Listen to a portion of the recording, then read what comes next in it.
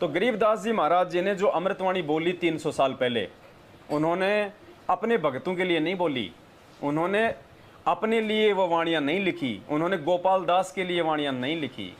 पुण्यात्मा, वो वाणियाँ परमात्मा ने आप और हमारे बिचली पीढ़ी वाले हंसों के लिए लिखी थी।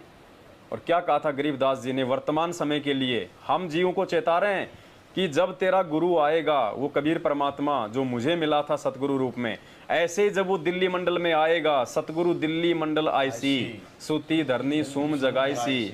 तो दिल्ली मंडल में जब वो परमात्मा आएगा 8 सितंबर 1951 को, और उस समय जब तुम्हें वो नाम देगा, तुम्हें ज्ञान देगा, तो उसे तुम अपने जैसा मानुष समझने की गलती मत करना। और यदि तुमने उसको अपने जैसा मानुष समझा, तो गरीबदास जी ने वाणी लिखी थी, गुरु मानुष कर जानते वो नर कहिए अंध, ओवे दुखी संसार में। और गुरु मानस कर जानते और चरणामृत को पान, ते नर नरक में जावेंगे, जन्म जन्म बने समान। यानी तुमने उस तत्वदर्शी संत को, उस परमात्मा को तुमने अपना गुरु भी धारण कर लिया, और तुम उसको मानुष भी मान रहे हो, और उसके चरणों का अमृत भी पी रहे हो, जो हम रोज पीते हैं चरणामृत। और पुण्यात्माओं, गुरु को मानुष मानना यही है कि हम गुरु जी का हम जन्मदिन मना रहे हैं। अब जन्मदिन मनाना मतलब गुरु जी को मानुष मानना, क्योंकि जन्म तो मानव का होता है, मानुष का होता है, सतगुरु का जन्म नहीं होता। परमात्मा कहते हैं ना सतगुरु जननी जने, और जाके माना बाप, पिंड ब्रह्मंड से रहित ना वहां तीनों ताप। और परमेश्वर कहते हैं हाड़ चाम लहू ना मेरे, कोई जाने सतनाम उपासी, तारण तरण अभय पददाता, मैं हूं कबीर अविनाशी।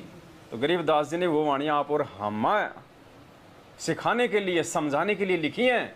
हम केवल नित्य नियम को ये करके छोड़ देते हैं कि ये तो गरीबदास जी अपने सतगुरु के लिए कह रहे हैं।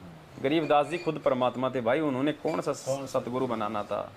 वो तो पार हुए हुए थे, वो तो लीला कर रहे थे परमात्मा, एक भगत की और भगवान की। आप और हम जैसे नीचों को समझाने के लिए, जैसे काशी में परमात्मा ने केशव बंजारी की और कबीर की भूमिका की थी। पुण्यात्मा, उन वाणियों को हमने ये नहीं सोचना कि गरीबदास जी अपने सतगुरु के लिए कह रहे हैं।